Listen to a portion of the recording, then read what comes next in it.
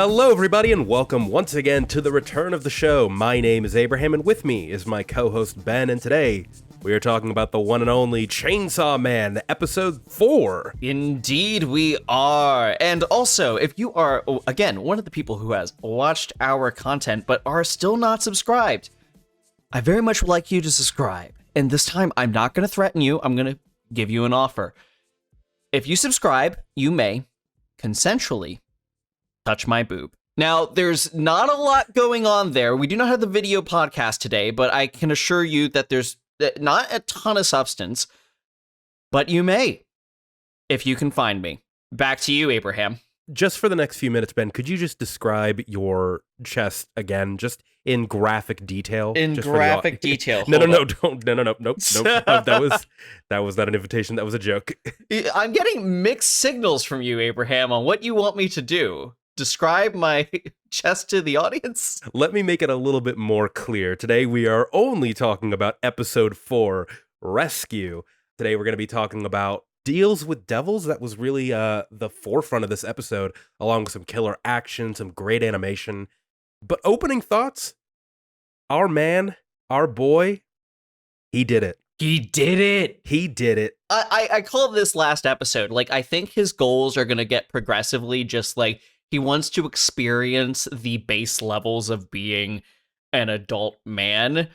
Yeah. But he can only think so far ahead because of his previous neglected life. And he got to touch some boobies. Well, not yet. He's going to. I would hope he gets to do it in the beginning of next episode. Unless, like, a demon bursts through the window and then stops him or some other... I think it's kind of perfect of the idea of you get to touch them. And also, I just want to say that last scene was so horny. Like, if it was just a fade to black and we don't see it, but we just get confirmation that he touched some boobs, I'd be fine with that. I would be too. Yeah. I think that might be more appropriate, given everything we're going to be talking about later in the episode. My big takeaway from this episode as well, and people have been talking about this online, but I feel like today was a very great example of this. Denji, despite being a character that is very sexually motivated, he is leagues different from other characters within the perv archetype, and it is a very good thing. Yeah, it's very refreshing to have a character just not run and do the thing without consent. It's very important that is, even though like that's the bare minimum. We should just make that very, very clear. Like, this is not something to celebrate in terms of like worldwide achievements, but for the genre of anime, this is unprecedented, which is sad. I think it's a little bit more within the, again, within the shonen genre. I am sure that there are plenty ichi animes and more things that are inherently designed to be spicy, where the MC or whatever sexually active character understands consent and actively acts upon it. It's difficult because I don't want to call this a shonen, but it has a lot of the tropes of a shonen. So within this archetype of a show, it is kind of unheard of. Like, we have characters that everyone hates, like Mineta, and like also characters that people love, but they hate certain things about. Like, if we're going to Naruto, Jiraiya. There's a reason why we like Kakashi over Jiraiya, and it's for this reason. It's just nice to see. It's nice to see a character that's like, I'm still gonna be like very sexually crazed, but at the same time, I'm going to respect all the women in my life. What a concept! What a concept! What a concept! Who knew? And anime, or I guess anime directors and manga writers, take note, because I think Chainsaw Man it could be one of the cultural shifts, I hope it is, for the genre that might urge other writers to engage in this type of content in this way. Regardless, there is something that we do have to discuss, which is the magic system, again, further explored, and it does relate back to what we just talked about consent and, this transactional relationship. So first, let's go ahead and jump into the making of deals. Aki is the one to explain this, as he gives us a very good demonstration of his Fox Devil. He uses this to save Denji, and he explains that to call on the power of a devil, you need to lose a part of your body in order to, summon it. All of the members of the DA use devils to fight, and it seems like all of them, do have some ailments, though some we can't see. Aki, we see he loses his skin later in the hospital. There was one woman, I don't know her name, but she has an eye patch, so it's possible that she lost an eye in order to make this deal with a devil. And, obviously Denji is a strange case because he lost a part of his body permanently, but he's able to infuse the power of the devil within himself like a fiend. So he is a sort of hybrid between these two camps, devil hunter and fiend. I think the show illustrates it very perfectly. And honestly, the second that this sort of system was explained to us, we actually got a very good idea of what the actual controlling idea and controlling themes of this show now are. To illustrate this, the idea of making deals with devils is both literal and metaphorical in this show. So we have Denji, who obviously makes the deal with Pochita, which is still a deal with the devil that comes out favorably for Denji. That he now gets to live his life as long as he shows Pochita in his heart what everything's going on. He makes a deal with Aki with following orders, Makima to become her pet, and Power to consensually touch her boobs. And he even waits for the go-ahead and gets quite a good deal. Well, sure, it's quite a good deal for him. I'll say that. Well, I mean, and I'm glad that Power, it's also funny, Power was not going to hold up her end of the bargain until Denji saved her cat. She was not going to, and then she was like, hey, but you helped me save my cat, plus you saved me with Aki, because, Denji was the one who covered for her in the first place. He didn't need to do that, and he didn't even do it necessarily with the expectation that he would receive a favor from it. So I do think that there is a little bit of I don't know, I think it's commendable what they're doing with this, with specifically the relationship with Denji and Power. Well, it's curious because what the show is sort of getting at with the idea of a deal with the devil is, again, a transactional relationship, and usually one that is heavily weighted against you. Yeah. Now, this show is obviously calling that a little bit into question with things like just Pochita right off the bat. That's a deal with the devil that is being rewarded favorably. However, Makima, who may or may not be human, is one that is likely not going to be favorable to Denji in the long run. Because obviously the show has to have conflict that rises, and him making that choice is going to bite him in the ass, just based off of where this story is going. So the idea of making a deal with the devil, and again, this is something that we even see in Attack on Titan. It's something that is always supposed to be not favoring the protagonist. But this show inherently is calling that into question, which I find kind of refreshing, but also has me a little bit worried. What makes you say that? I'm actually curious. What are you worried about? These are relationships that I think everyone has with someone. Odds are the first thing you can think of is with an employer. It's like, I am doing something for you for money. That's the nature of a transactional relationship. But these relationships can also exist within family units, friendships, and other elements. And when that starts sort of bleeding into everything else, that's where transactional relationships can become more problematic. Because what ends up happening is that even when you are trying to build trust in a real relationship, or just faith, or anything that is non-transactional, there is now this pretense of the relationship inherently being transactional. So essentially, this is kind of where the idea of power dynamics come in, which is also the reason why I think that the show is so sexually coded. It's very obviously sexually coded, but I feel like that's one of the reasons why sexuality is in the code here, because there are power dynamics that a lot of people know, hey, you should not mix power dynamics and sex. That is a very clear thing. And I feel like while Denji and Power are actually on the same level, they're on even footing, which, as we discussed previously, they might be an example of a healthy relationship. Denji and Makima or even Aki and Makima are not. And as we have seen from previous episodes and this episode, there are things about that relationship with Makima where it is looking way more sketchy. Yeah, I will say the one thing that gives me hope is like you said, it's the multifaceted nature of these relationships with devils. I mean, we have seen for a fact that there's two devils currently in the show, Pochita and Power, who are 100% confirmed not to be as ill-intentioned as others might believe them to be. I mean, sure, Power loves blood, and sure, she was willing to throw Denji under the bus, but it was, I mean, you could argue it's for a good reason. On the other hand, we've also seen deals with devils that have gone completely awry. I mean, in the first episode, we saw the zombie devil completely overtake all of the mob bosses because of that deal that they had made. Eventually, they had just, become mindless husks that this devil inhabited.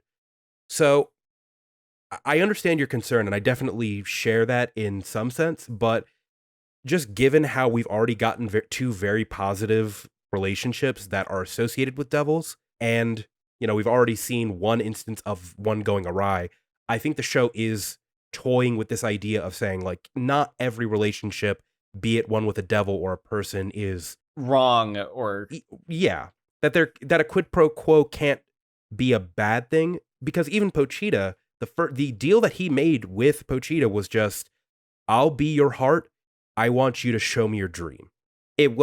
It's transactional in some in an essence, but that's actually where I think the heart of this is going. And again, we'll have to see how the thematic elements of this show go on as things are happening. But I think that at the heart of it, like, Pochita's deal sucks for Pochita.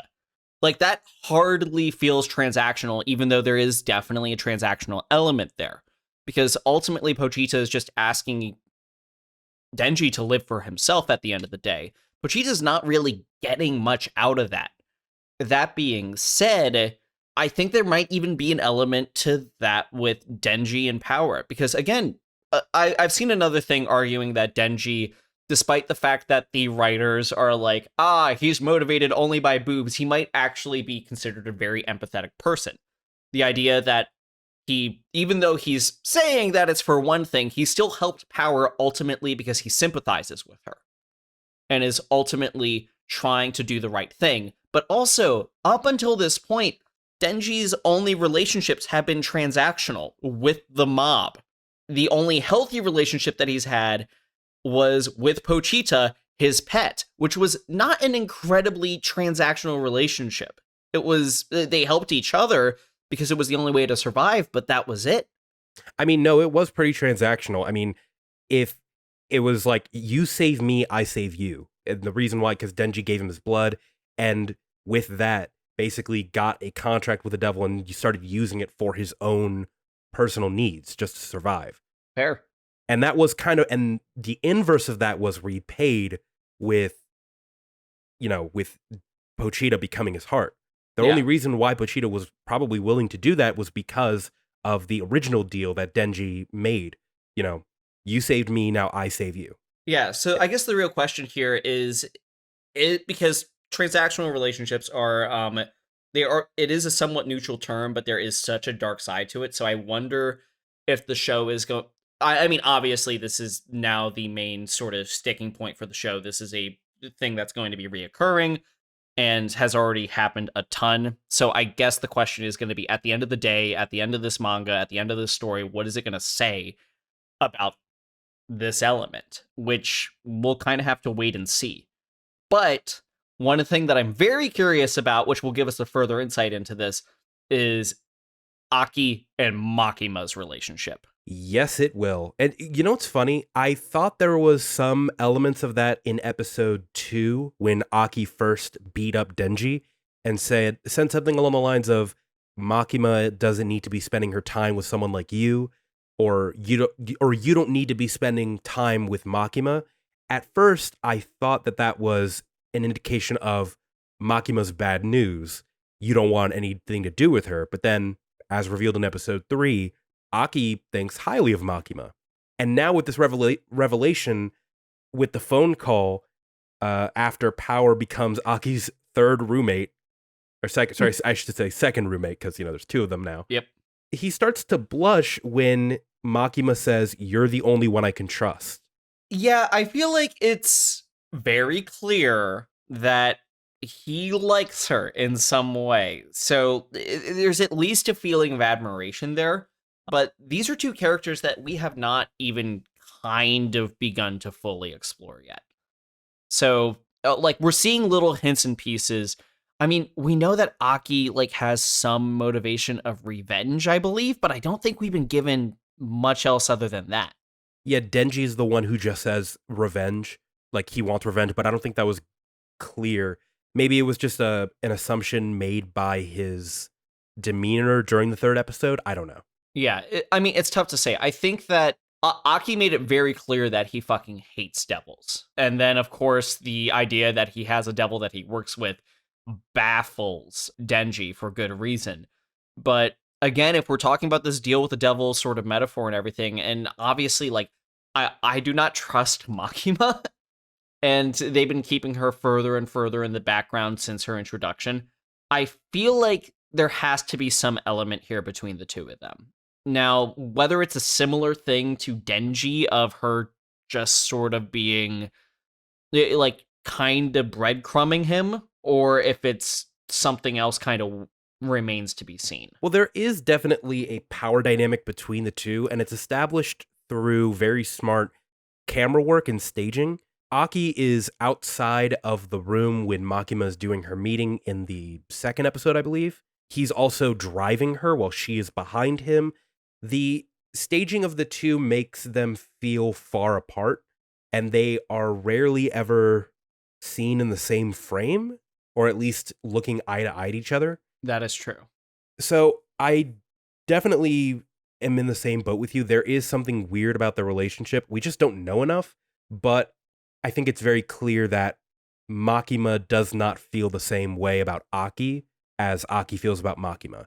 I think even though Maki says you're the only one I can trust, I would be willing to wager that that is just another manipulation tactic. Though I don't, again, whether or not it's malicious, I don't know. But at the very least, it is trying to get him to do the thing that she wants, which is to just take care of Power, Yeah. Make sure that she is within a tight leash. No, I think you kind of hit the nail on the head with that. I think Makima knows exactly what she's doing. I think she knows the effect that she has on both of the men within this and is very much willing to wield that.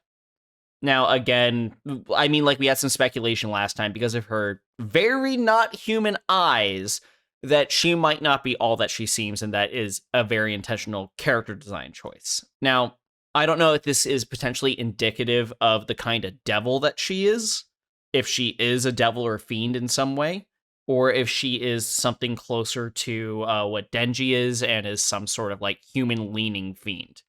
Either way, the fact that she is put into this position of power, the fact that she is willing to wield the affection or admiration that Aki has of her in order to just get him to not question her and to do the damn job is telling of what kind of character she is. Yeah.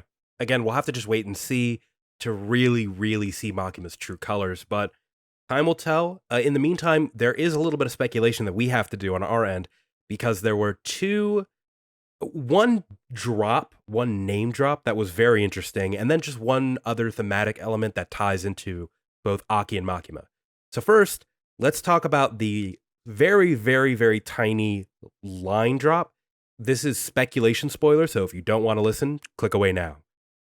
So there was mention by Aki that both of the devils that they encountered in this episode, the Leech Devil and the Bat Devil, neither of them had traces of gun flesh, and gun was capitalized. At first, I thought that this meant, bullets or, gunpowder residue or something of that nature that they were looking for.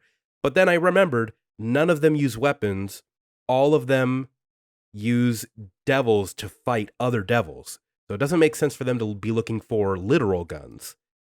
So does this mean that there is a gun devil that they are actually looking for? I absolutely think so, because there's one thing that's been bugging me since I watched this episode. Denji's arm was specifically shot off. We heard a gunshot go off. And again, as you said, the second that we take a look at the other devil hunters, not a single one's holding a gun. For a moment, when they finally showed that Aki was there, I thought that they were going to reveal that Aki was the one with the gun and shot Denji's arm off for some reason. Oh, you're right. To potentially start this or get him killed. That's where I thought it was going. But no, Aki instead bust out his fucking fox devil. And then we get to see, oh, no, he's not using a gun. And then we see the other characters, none of them have obvious guns out. Yeah, so how did his arm get blown off? That's a good question. I didn't even think about that. There were other devils watching. For whatever reason, other devils were drawn to the carnage that was being created by the Bat Devil and Denji's fight. So if there is an extra element there of they're drawn to spilt blood or chaos, or if the Bat Devil was secretly a bigger player, that remains to be seen. But it does seem like they were at least maybe actively hunting the gun devil. And as we stated previously, devils get their power from how much their object or concept is feared. And I think we said last episode, a gun devil would be insane. Well, here's our evidence. There's very likely a gun devil. Yeah, and it is clear that there is a connection between devils, maybe not like a crime syndicate, but at the very least, the Bat Devil and the Leech Devil were in a relationship. I think she called him her babe. Yep. you killed my man. That's what she said in the episode. So I don't think that that's far off, that there is more going on between the devils.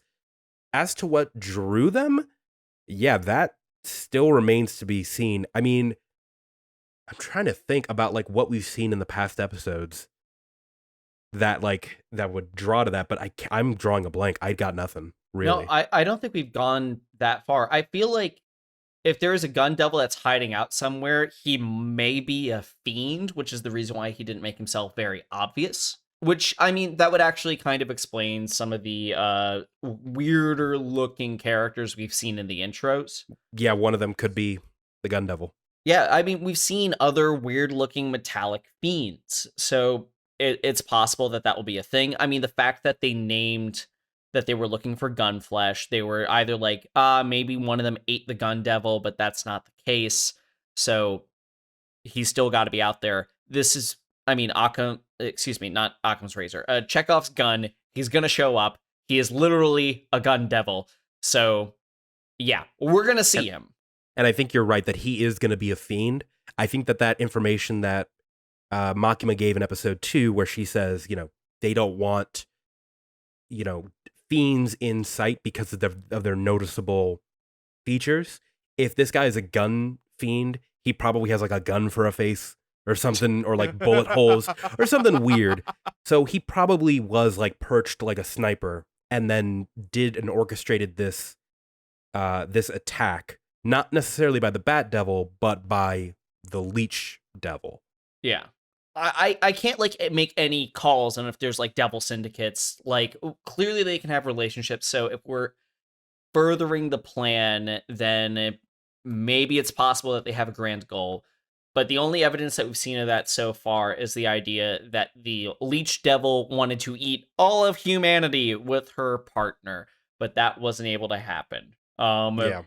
But I as far as greater goals for demons are concerned, I just don't know what their end game would be other than eat everyone right now. Because so far they've been portrayed as very simplistic without any additional goals.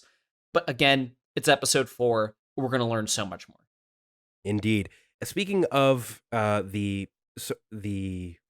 I forgot my segue. So you know what? Fuck that. Let's talk about dreams. That's another thematic element that was explored and very, very pointedly said in this episode. There were, I think, 3 or 4 pieces of dialogue that literally said the word dreams. Denji's dream is obviously very simplistic. What is Power's dream? Power's, I would assume, was to find her cat. I think that her focus is going to shift in time, and the same way that Denji's is going to. These characters have a lot in common. They both just have to think about the short term. And the short term is frankly enough for them both to get by because they are kind of simple in their own unique ways. With power, I think we'll see something new come up, but she has her cat now. She gets to live. Like things have worked out really well for her, so she's got to figure out what the next thing that she wants to do is, and I'm sure she'll follow through. And she'll probably go on that same journey with Denji now that the two of them are living together. Their home life seemed very, very wholesome, especially before the bathroom scene where she basically fulfills the offer. But two other characters that are kind of in the dark, where we've gotten a little bit of information about them, Aki and Makima. What do we think their dreams are? Ben, I want to hear your thoughts first on what you think these characters want. So, okay, again, pure speculation. I think Aki has some sort of greater fulfillment that he's looking for. He's made it very clear that he's super serious about this. I believe Denji may have projected revenge onto him, but I think his goals might have more to do with Makima based off of everything that we've seen. Now, I don't think if it's anything like I'm in love with her and I want to get married, but I think that he might have a goal that to at least maybe repay her, which if you're thinking about it, that would explain their relationship, that would explain the affection that he has for her. But I also think that he does have some sort of pent up hatred that may need to be exacted. Now, Makima is where I think it gets much more interesting. I think Makima really, really wants this experimental unit to work out. Now, her end goal and the reasons for that will totally flip based off of whether or not she's human. Because if she really wants this to work out and she is human, then there might be some sort of greater backstory reason, some sort of like actual need for revenge, or some sort of needing to prove something that is going on here. But so far, we do not know much about what makes her tick. Now, if she is a devil, she might be trying to normalize having devils have a little bit more free will in whatever shape and form within the Devil Hunters Association. And furthermore, because we know that there is conflict potentially with both the US and with Russia wielding devils as weapons, there may be a further goal there to either intervene in this conflict or start said conflict. Interesting. Okay, I have a very different take than you are, but I mean that could very well be the case, just given by everything that we've got. So the first thing you said about Denji projecting onto Aki, I'm wondering if it's him projecting or if that's just the writer just telling us exactly what's going to happen. And here's the thing: given how he was the one to explain the gun flesh situation, what if this is just classic anime?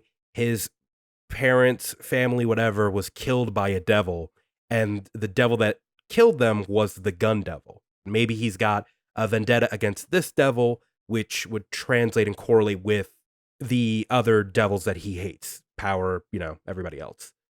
That might be something. I don't know. Again, it might just be Denji projecting, but anime has a tendency to anime where they just say the thing.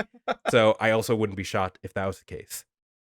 As far as Makima is concerned, there was another scene that I found very, very interesting. And it goes back to the magic system that Makima explained. Makima said last episode that devils get their power based on how much they are feared, correct? Yes. In this episode, we saw testimonials from the people that Denji saved. And it dawned on me, like, if Denji becomes like a superhero, like a devil superhero, one that is not only directly in the line of conflict, not only is he a physical embodiment of a devil, but he also, wouldn't that mean that he also benefits from this fear that people would have of him? So What if Makima's grand plan isn't to weaponize the devils, but the opposite? Maybe to take them away, to eliminate the fear that comes from them entirely. Ooh. Because, and it kind of dawned on me, because you were talking about the transactional relationships and how, deals with devils can also sort of be a positive, can potentially be a positive dynamic in the show. What if that's what Makima's trying to do, to destigmatize the nature of devils? And she's using this unit to, like, take away the fear. I don't. That's it's very wild. That's theory. actually a wild theory. I mean, it's plausible. It would actually still fit her as an antagonist, though, because she would be potentially directly harming both Denji and Power in the process. If they start losing their powers and they're on the front line, they could die because of that, but her goal would still ultimately be complete if all the devils started becoming significantly less powerful. No, I think there's some credence there. Again, this provides that she is human, which, yes, frankly, until the show outright says it in a concrete way, I will have a hard time believing it, just because character design is so intentional. Correct.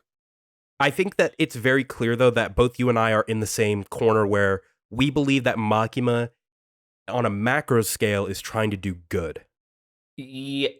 Again, that depends on what. I mean, macro in the sense of trying to defend people of her country. Yes, I would agree with that. Unless she pulls a full 180 and goes like, I was secretly building a devil army, and now I'm going to rule everything. That could very well be the case. She could go, she could rip off her lip cover, reveal a fake mustache. It could happen. I could see it. I mean, hey, I guess we just got to find out. We got a whole season waiting ahead of us. Yes, we do. Only 4 episodes in, 8 more to go. Tune in next week where we finally go over the age-old question, will Denji touch those boobs? Who knows? Only time will tell. Thank you for watching and listening to The Return of the Show. My name's Abraham. That's Ben. And I already said, it's The Return of the Show. Great sign-off, Abraham. Great sign-off. Yeah, I got to get better at them. I really do. Goodbye.